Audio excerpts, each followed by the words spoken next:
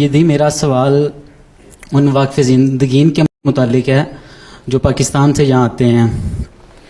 مثلاً اگر پاکستان میں وہ جامعہ احمدیہ کے طالب علم تھے، کچھ عرصہ تک وہاں تعلیم حاصل کرتے ہیں، لیکن کسی وجہ سے وہاں پہ وہ اپنی تعلیم مکمل نہیں کر سکے اور اس کے بعد یہاں پہ آ گئے ہیں. کسی وجہ سے اسی طرح یہ کہیں کہ ایسے لوگ جو وہاں جامعہ میں پڑھتے تھے وہاں سے نکال دیے گئے یا خود دوڑائے ہیں اور یہاں یورپ میں آ گئے پیسہ کمانے کے لیے.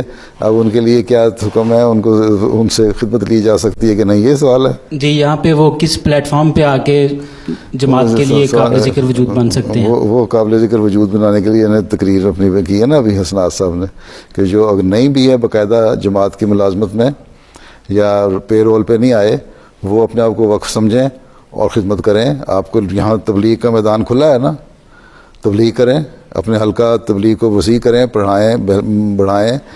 صرف ایک دفعہ جا کے تو لیفلیٹ دے کے بروشر دے کے کہہ دینا ہم نے 3 لاکھ صدر خطاب کی رپورٹ آ جائے یا سیکٹری تبلیغ کی آ جائے ہم نے 4 لاکھ 20 لاکھ کتنے لاکھ بروشر تقسیم کر دیے، یہ بات نہیں ہے. اب ہمیں یہ دیکھنے کی ضرورت ہے.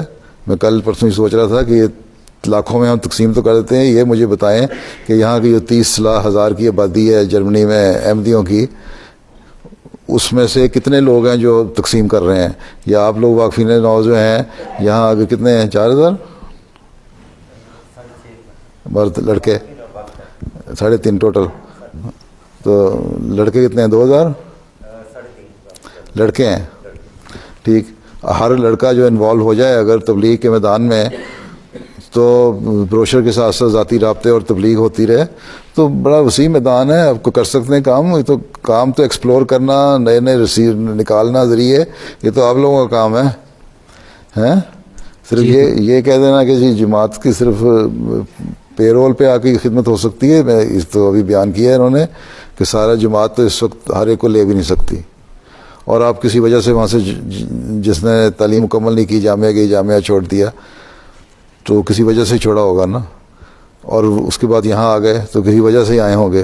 اب یہااں آ کے آپ کو آزادی ہے، آپ کے مالی حالات نسبتاً بہتر ہیں پاکستان کی نسبت، آپ کے پاس مذہب کی آزادی پاکستان سے 100% زیادہ ہے، اور مختلف قسم کی اور سہولتیں بھی ہیں، تو ان سے فائدہ اٹھائیں اور جماعت کے کام کریں.